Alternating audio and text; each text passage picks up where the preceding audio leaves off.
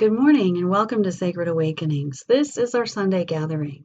I'm Reverend Nicole Losi, and it is my pleasure to welcome you and to also welcome back Reverend Gabriel InSpirit. Today he's sharing a message titled Alchemy of the Heart, Transforming Challenges into Spiritual Gold. Also joining him today will be Dave Sams, taking us on a musical journey deeper into ourselves and into the message. Enjoy today's gathering.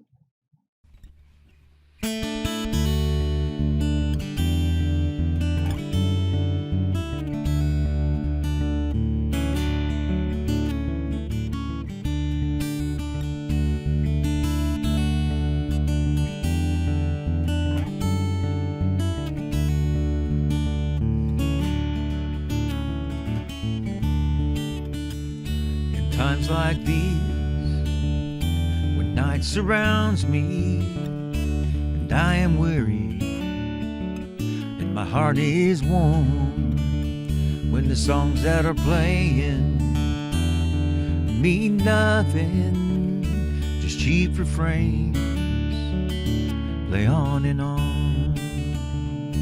The storm is here, the lightning flashes between commercials, they're taking names.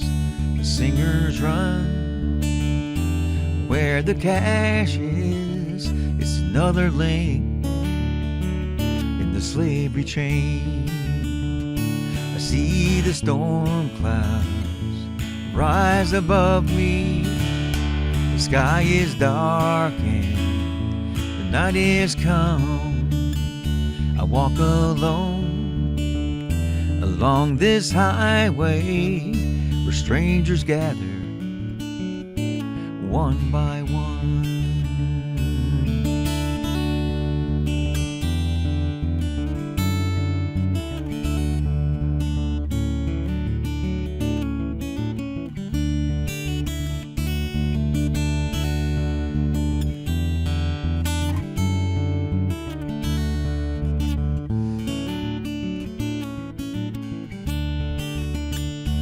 Leaders profit from deep division, when the tears of friends remain unsung.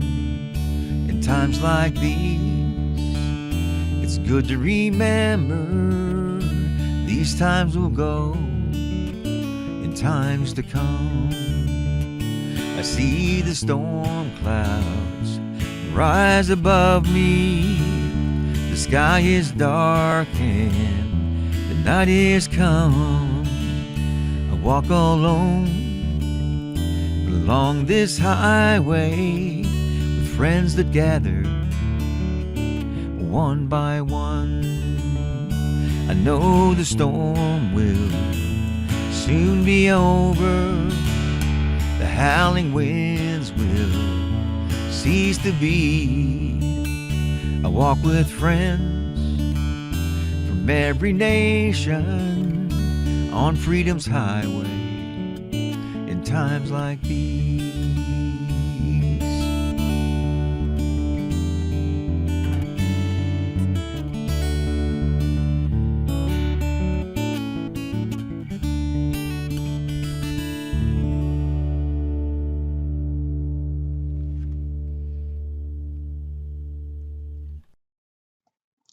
And let us take a moment now to go inside, connect, and set our intention together for today's gathering. Coming together, we create a collective divine heartbeat. We affirm truth and peace abide here. We gather to remember and recognize the divine mystery within. In our sacred circle, we honor the awakenings of each spirit who enters. Let us pray. Mother, Father, Grandmother, Grandfather of the open, endless sky, your names are whole and complete. I invite your totality, knowing that your will is done, on and above the earth. Feed me today, and give to me even when I fail to live up to my values. Help me to let others live their lives and express their values without interference from me. Keep me from being tempted to hurt myself and others, mostly by errors in my thinking. Prove to me my original integrity. Your way is peaceful, joyful, and glorious, now and forever. Aho.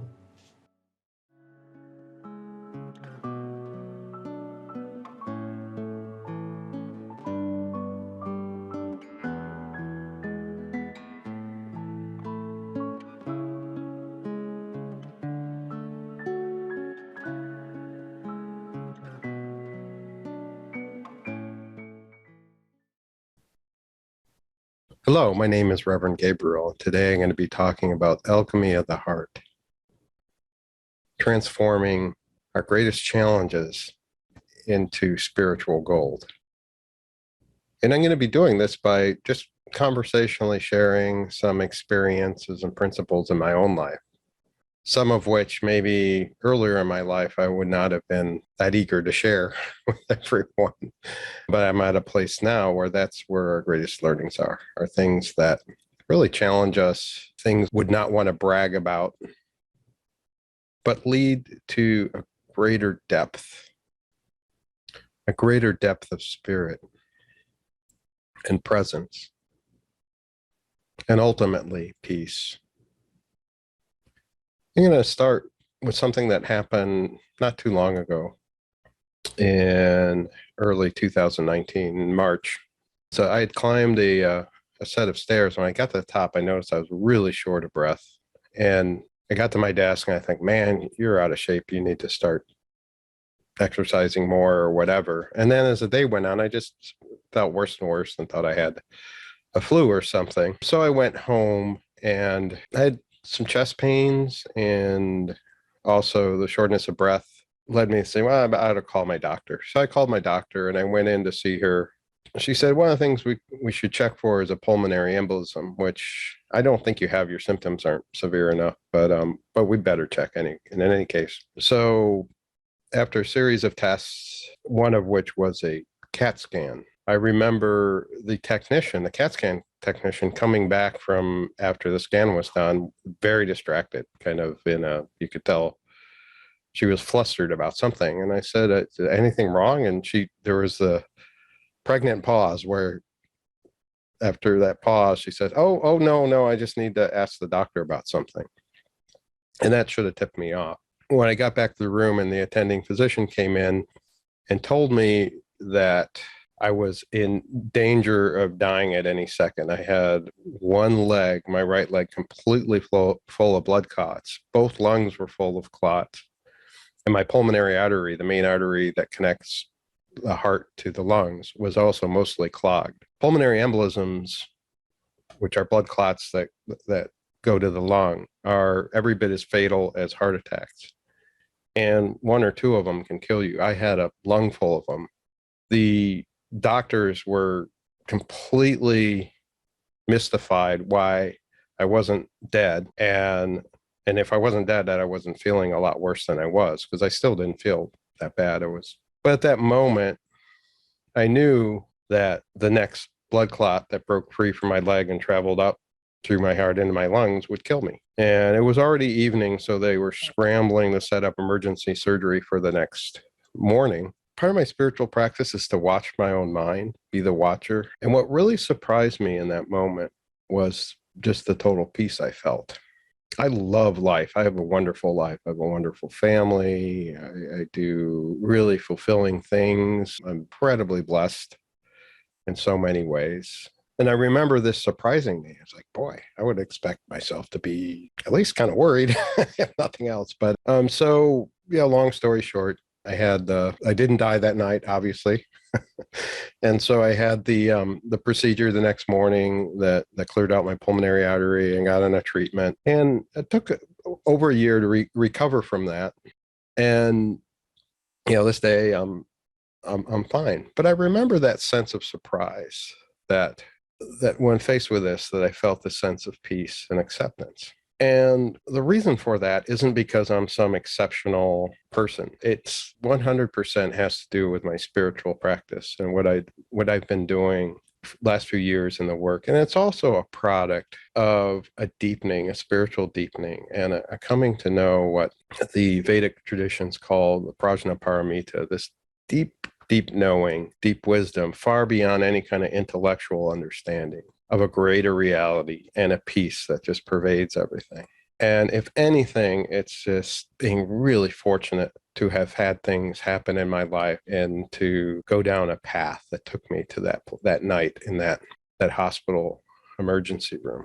So I would like to share just some examples and some tools and life experiences that brought me to that place and to a place where I am right now, where a place of peace. And if I'm not at peace in the moment, knowing how to get there relatively quickly.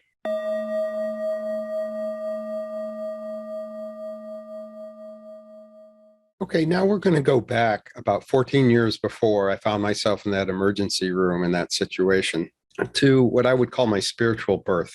It was 2005. I was 40 years old, about 100 pounds overweight. I had just received my physical results, and my triglycerides HDL ratio was over 11, and it's supposed to be under 1, and that's the number one correlation with heart attack. I had 3 young kids that I wanted to see grow up, but what I saw as the big problem was I didn't feel I had control, not only over my eating, but just over the noise that was in my head, just constant thoughts and feelings and impulses and compulsive eating and other compulsive aspects were really contributing to a sense of just being disconnected, being in a rut, feeling like something was missing.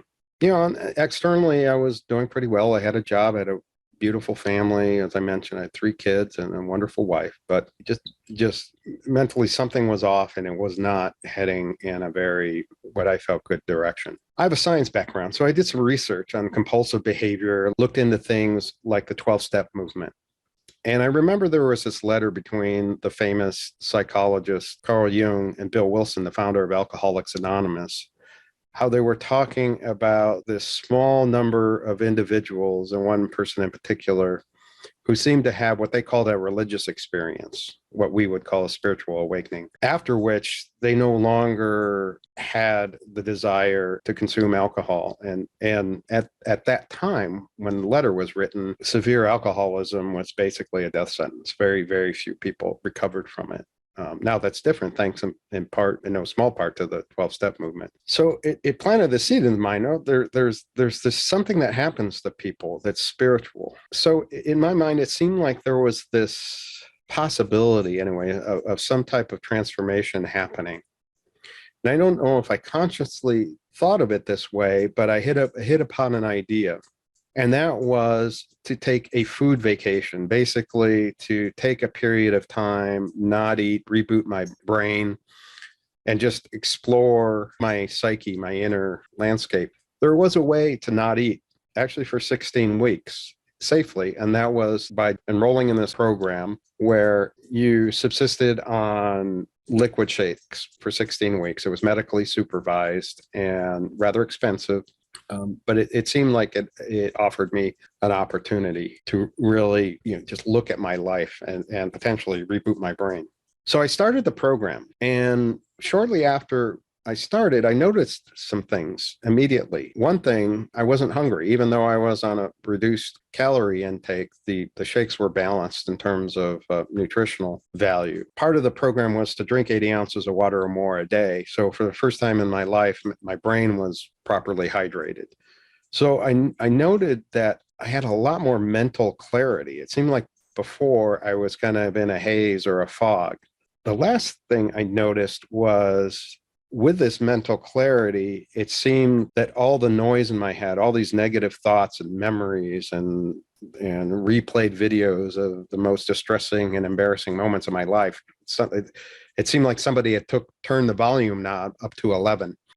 And so I was in a lot of distress, psychological distress. And frankly, I kind of missed being numb. But I was determined to stick out the program. I was paying a lot of money for it, and I really wanted to get at what I was struggling with. So a couple weeks into the program, they added exercise. So I had an exercise bike, and I programmed it for a 48-minute program. And I'm starting to pedal, and I just feel really discouraged, really tired. My legs felt like lead. I didn't feel like I was going to be able to pedal for 1 minute, much less 48 minutes. And all these negative thoughts just attacked me. I was foolish to be doing this. I was wasting money. It was hopeless. I would never, succeed, and on and on. So in an effort to distract myself, I picked up a little portable CD player that I had handy and put the headphones on and started listening to the audiobook that was in the CD player. And the audiobook was The Power Now by Eckhart Tolle. And the reason I had that was some time ago, my mother, when she heard I was going through this program, and my mother, who passed a couple of years ago, was the most spiritual person I ever knew in a very quiet, loving, nurturing way. And she recommended this book, and I tried to read it, and it was just incomprehensible to me. I didn't want to read it, but she was downright nagging, and my mother wasn't a nag, but in this case, she was really insistent that I read this book. So I picked up the audiobook in the library and figured I'd just slap it in from time to time in the car and say, hey, okay, Mom, I'm reading it. You happy? Now leave me alone. So I'm listening to The Power Now, and Eckhart Tolle was doing a guided meditation where you observe everything that's around you. And in this case, it was in the basement, the same basement I'm recording this from now, and without labeling or judging anything.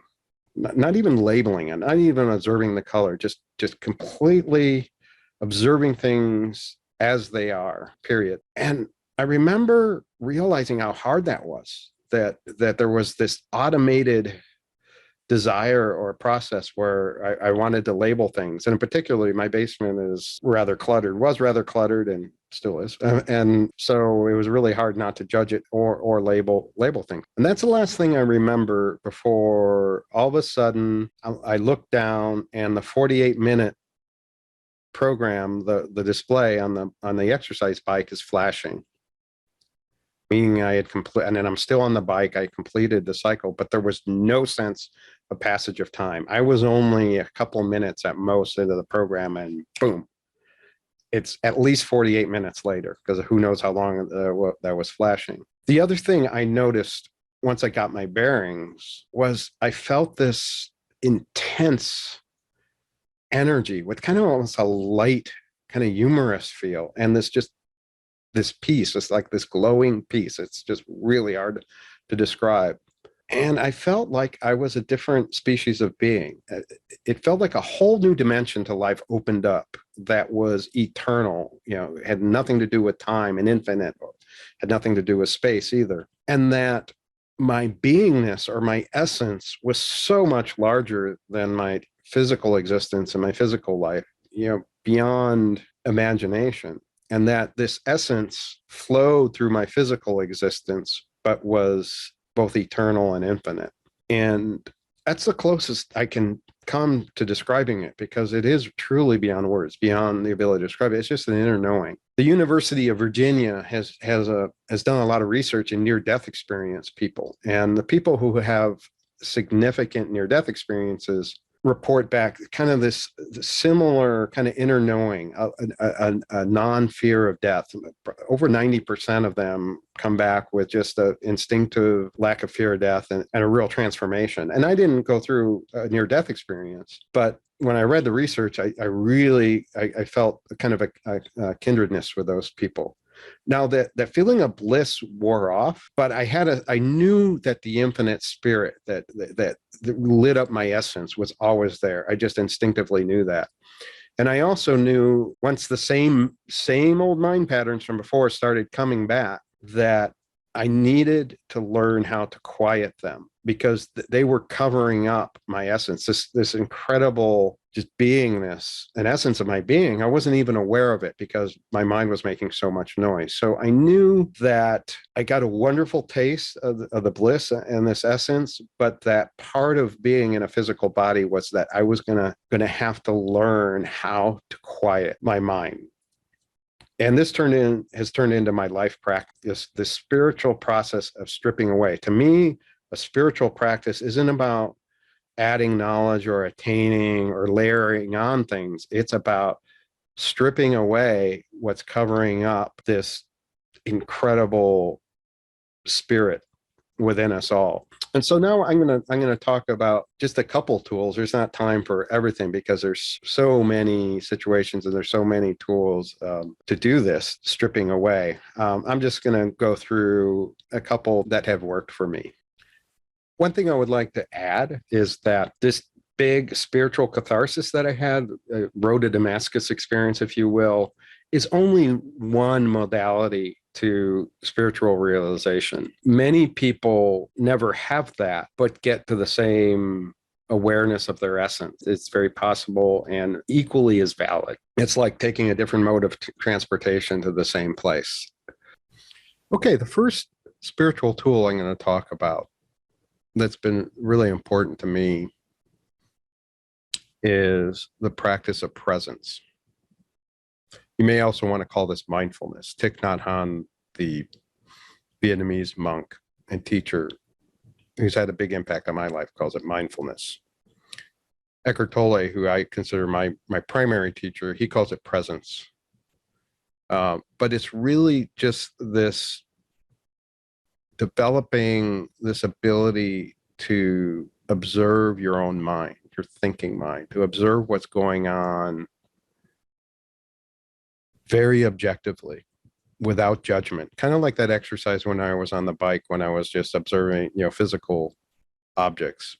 It's without labeling or judging. It's the same thing, except with what's going on inside your mind.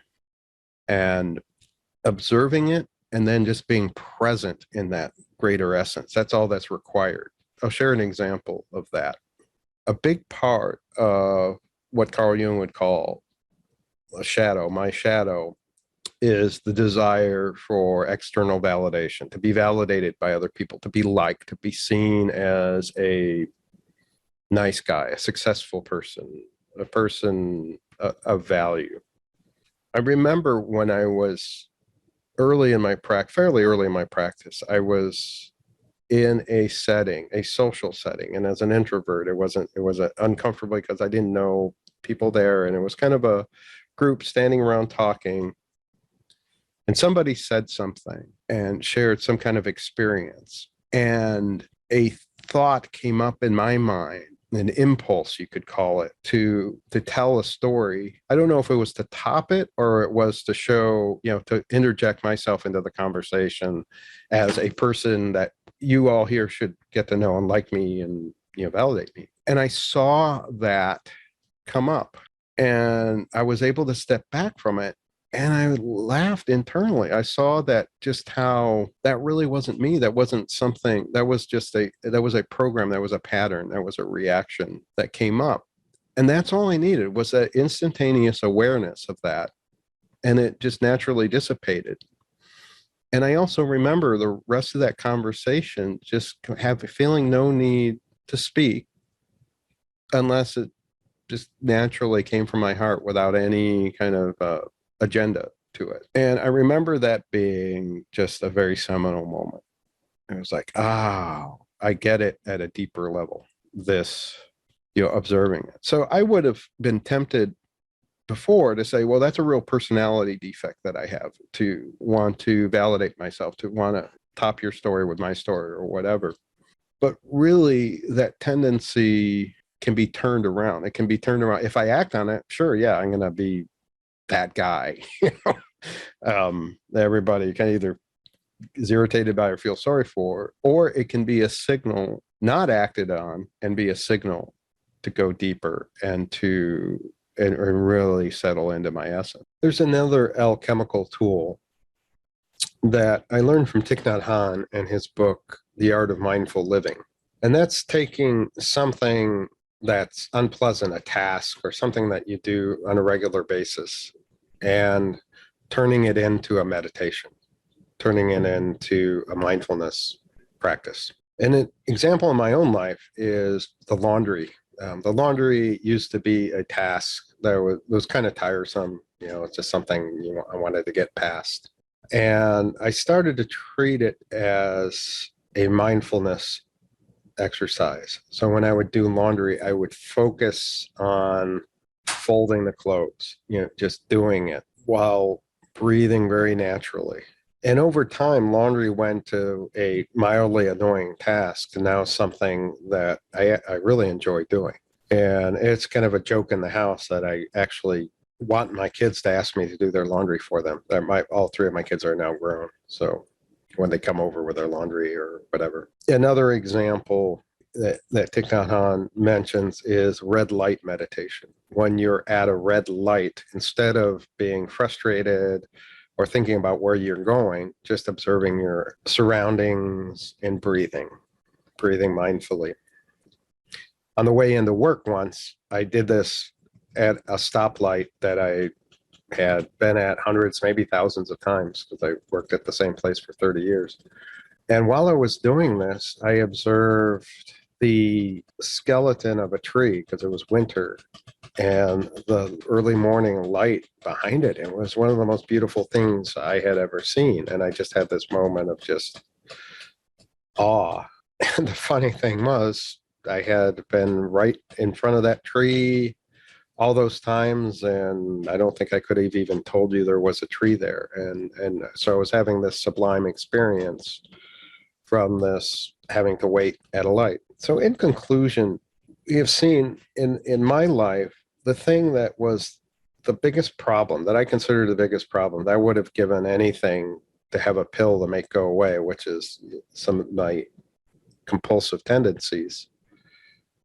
If not for that, and if not for working on that from a spiritual sense, I don't know that I would have ever awakened to this incredible gift of the knowledge of my essence, that deep knowing, the deep peace. And it's kind of like the Wizard of Oz. My life went from kind of this dingy black and white existence to this explosion of color and just so much more vividness and wholeness. And the key is really recasting those things that we want to judge. And when we do that, when we judge them as bad, we shut down a lot of possibilities. So we're now going to do an exercise similar to the one that triggered my big catharsis. And it's a observational meditation.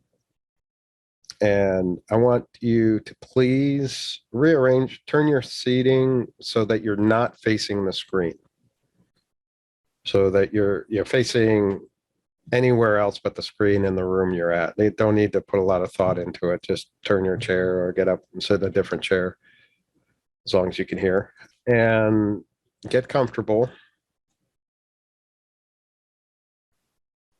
And keep your eyes open, looking straight ahead, breathing very naturally, just settling into whatever your posture, and if there's any discomfort, just get in a comfortable posture and just breathe naturally. And begin to observe what's in front of you, directly in front of you. And as you're observing it, notice if there's any impulse to describe or label anything. And if you have any impulse, pull back from that, just to look at it. Don't repress it, just pull back gently from it. And allow whatever is in front of you just to be as it is.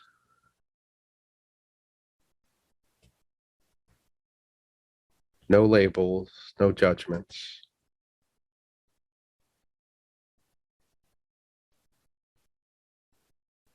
And again, that same process is, if any labels and judgments come up, that's okay. The practice is to step back from them. So every time that impulse comes up, that's an opportunity. That's an opportunity to practice this openness, this non-judgment.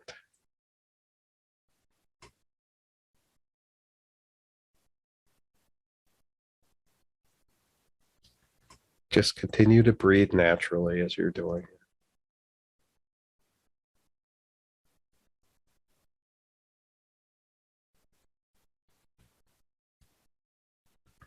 And then just pull back your focus a little bit. So you're just simultaneously taking in everything that's in your field of vision equally, not focusing on any object or anything like that, just taking in the entire palette of your vision.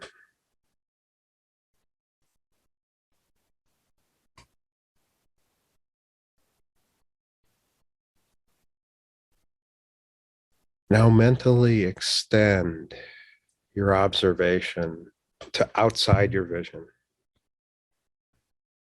to the side, in your mind's eye, not turning your head or changing your field of vision.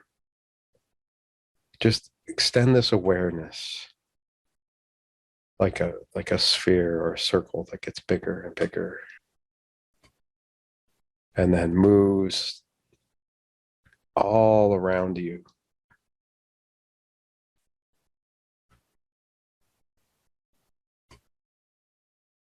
Tuning in to your surroundings with awareness.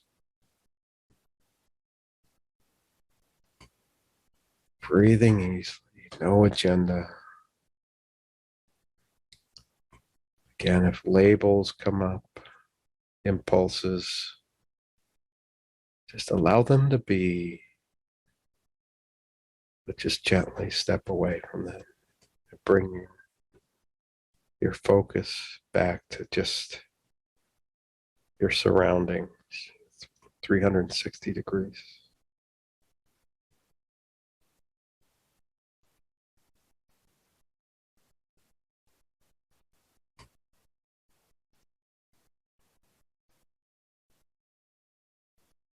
And then feel yourself gently coming back.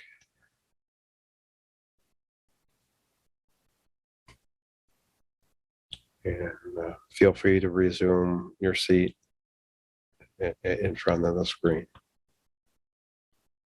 And this is a meditation, very simple meditation. It's different from many meditations where you close your eye or you go internal. It's actually a meditation that will help you develop this sense of objectivity, this is a sense of being the watcher.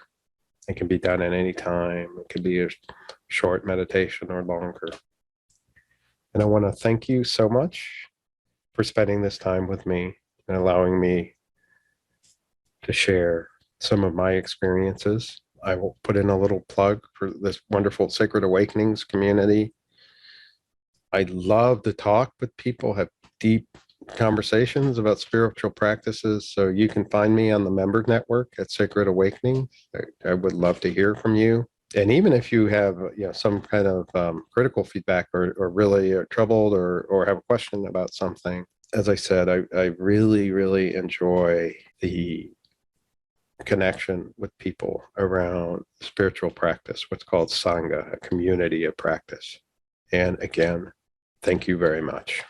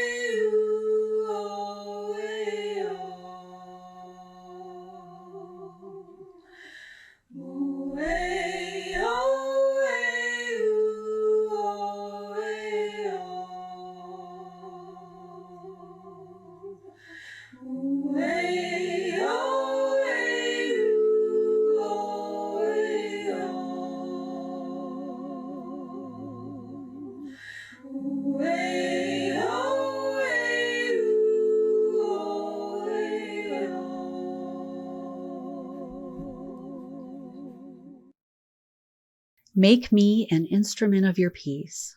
A prayer of St. Francis of Assisi.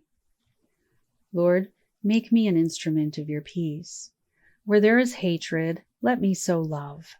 Where there is injury, pardon. Where there is doubt, faith. Where there is despair, hope. Where there is darkness, light. And where there is sadness, joy. O divine Master, grant that I may not so much seek to be consoled as to console, to be understood as to understand, to be loved as to love. For it is in giving that we receive, it is in pardoning that we are pardoned, and it is in dying that we are born to eternal life. Amen.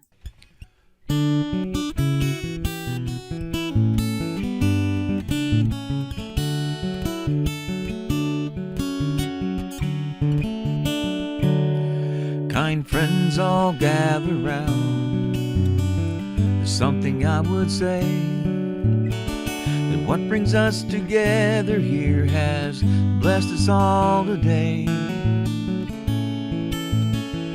Love has made a circle that holds us all inside, where strangers are as family and loneliness can't hide. You must give yourself to love, if love is what you're after. Open up your heart to tears and laughter. Give yourself to love. Give yourself to love.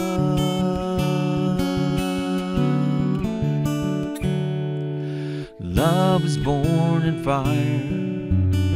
It's planted like a seed. Love can't give you everything, but it gives you what you need. Love comes when you are ready. Love comes when you're afraid. It'll be your greatest teacher or the best friend you have made. You must give yourself to love, if love is what you're after.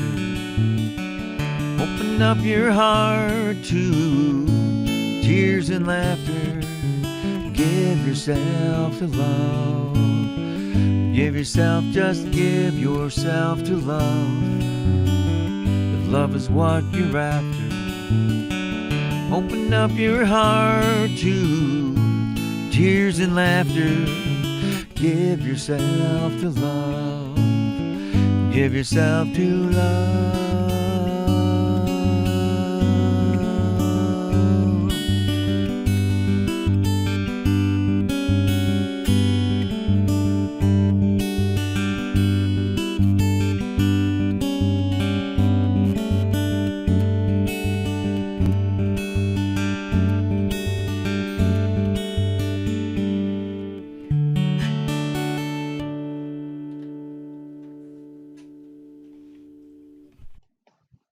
Sincere gratitude for you, Reverend Gabriel. Thank you for sharing your message of spiritual alchemy with us.